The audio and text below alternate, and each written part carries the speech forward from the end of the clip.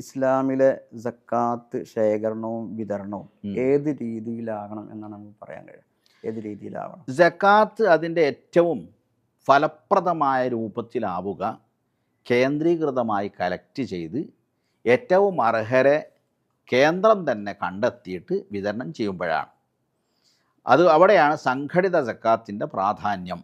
ഉദാഹരണം പറയാം, ഒരു മഹല്ലിൽ 100 കുടുംബങ്ങളുണ്ടെന്ന് വിചാരിക്കുക.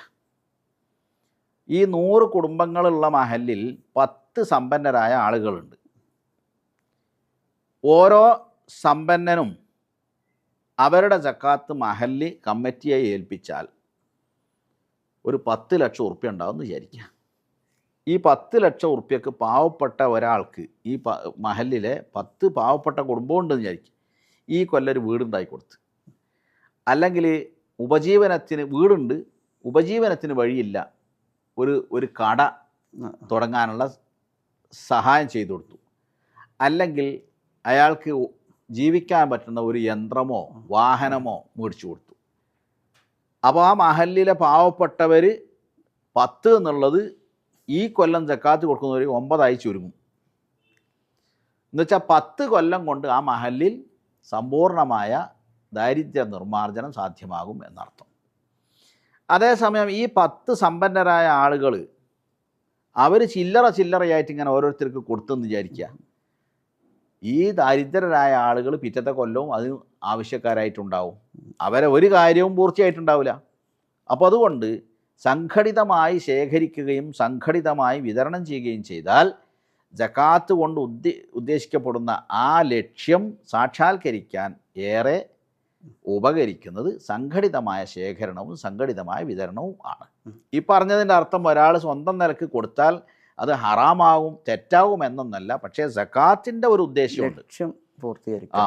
അതിൻ്റെ സമ്പൂർണമായ രൂപത്തിലേക്ക് അത് എത്തുമ്പോഴാണ് ആ ലക്ഷ്യം പൂർത്തീകരിക്കുക. അതിനേറ്റവും സഹായകരമാവുക, ഗുണകരമാവുക സംഘടിത സക്കാത്ത് സംവിധാനം തന്നെയാണ്.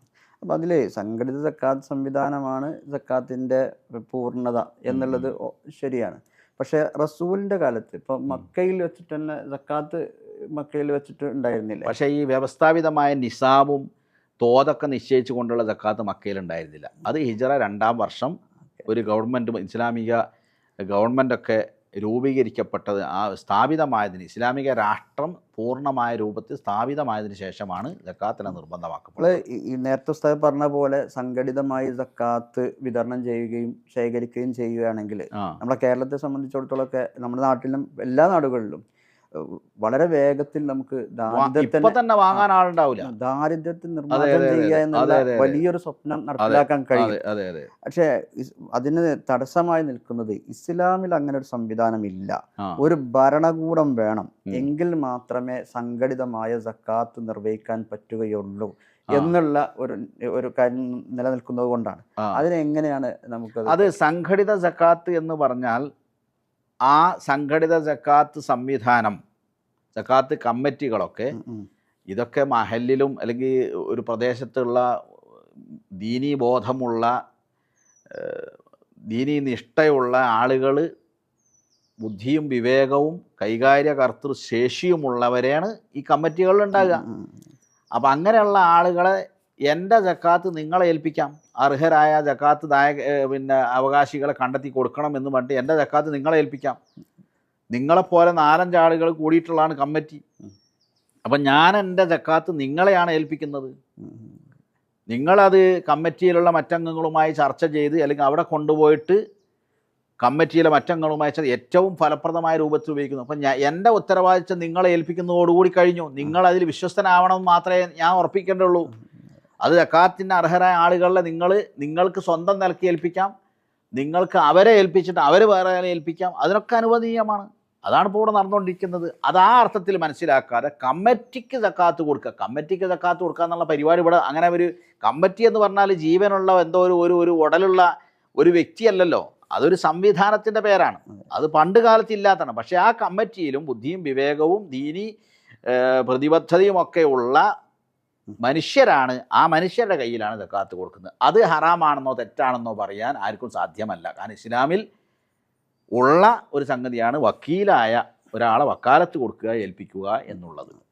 അത് ഞാൻ അങ്ങനെ നിയത്ത് ചെയ്താൽ മതി. എൻ്റെ സക്കാത്ത് കൊടുക്കാൻ ഞാൻ നിങ്ങളെ ഇന്ന വ്യക്തിയെ ചുമതലപ്പെടുത്തി എന്ന് ഞാൻ മനസ്സിലാക്കി കണ്ടാൽ മതി. അതിനയാളെ പറ്റിയ ആളായിരിക്കണം എന്ന് മാത്രം.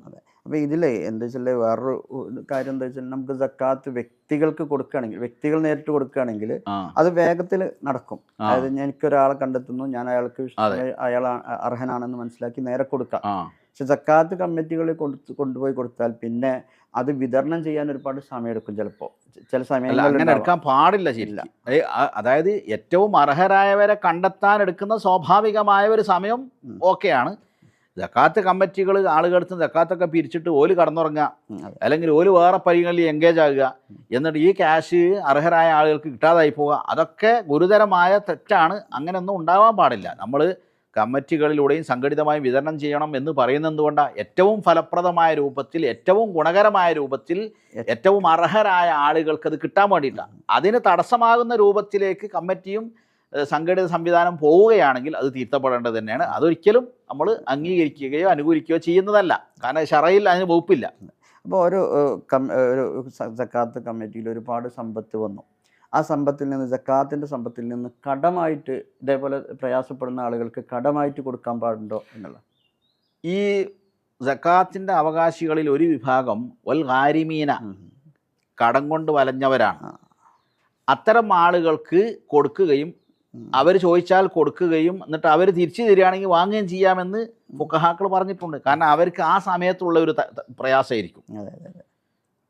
എന്നാൽ അയാൾക്ക് വേറെ പല രൂപത്തിലും സമീപ ഭാവിയിൽ തന്നെ വരാനുണ്ട്. ഇപ്പോഴുള്ള ആ പ്രതിസന്ധിയിൽ നിന്ന് നീങ്ങാൻ അങ്ങനെയുള്ളവർക്ക് കൊടുക്കുന്നതിന് വിരോധമില്ല എന്ന് പണ്ഡിതന്മാർ പറഞ്ഞിട്ടുണ്ട്. അതേപോലെ ഈ ഒരു സക്കാത്ത് കമ്മിറ്റിയുമായി മുന്നോട്ട് പോകുമ്പോൾ അതിൽ കുറെ ചിലവുകൾ വരാൻ സാധ്യതയുണ്ടല്ലോ. അതിന്റെ അതിന് ആളുകളിലേക്ക് എത്തണല്ലോ. ആളുകൾക്ക് പ്രധാനമായിട്ട് കണക്കെടുക്കാൻ, അർഹരായവരെ കണ്ടെത്തി അവർക്ക് കാശ് എത്തിച്ചു കൊടുക്കാൻ, വിതരണം ചെയ്യാൻ. ആധുനികമായ അവസ്ഥ പറഞ്ഞാൽ അതിനൊരു ബ്രോഷർ എത്തണം, ആളുകളിലേക്ക് എത്തണം, സംവിധാനം പ്രചരിപ്പിക്കണം. അപ്പൊ അതിനൊക്കെ ആവശ്യമായ ഒരുപാട് ചെലവുകൾ വരും. ആ ചെലവ് യഥാർത്ഥത്തിൽ സക്കാത്ത് ശേഖരണത്തിനും വിതരണത്തിനും സൂക്ഷിപ്പിനും ആവശ്യമായ എല്ലാ ചെലവും സക്കാത്ത് ഫണ്ടിൽ നിന്ന് എടുക്കാമെന്നാണ് ആധുനിക പണ്ഡിതന്മാർ ഫത്വ നൽകിയിട്ടുള്ളത്. പക്ഷേ അതെന്താ വരുത്? ഈ 8 വിഭാഗത്തിൽ ഒന്നാണെന്ത് ഈ പറഞ്ഞത്. ആ 8-ൽ 1-ൽ കൂടാത്ത രൂപത്തിൽ വേണത് ചെയ്യാൻ. കിട്ടുന്നവർ മുഴുവനും ഈ സംവിധാനത്തിന് ചെലവാക്കുക, അർഹരായവർക്ക് സക്കാത്ത് കിട്ടാതിരിക്കുക, അതാരും അനുവദിച്ചിട്ടില്ല. അങ്ങനെ ആരും ചെയ്യുന്നതായിട്ട് നമ്മൾ അറിവിലില്ല.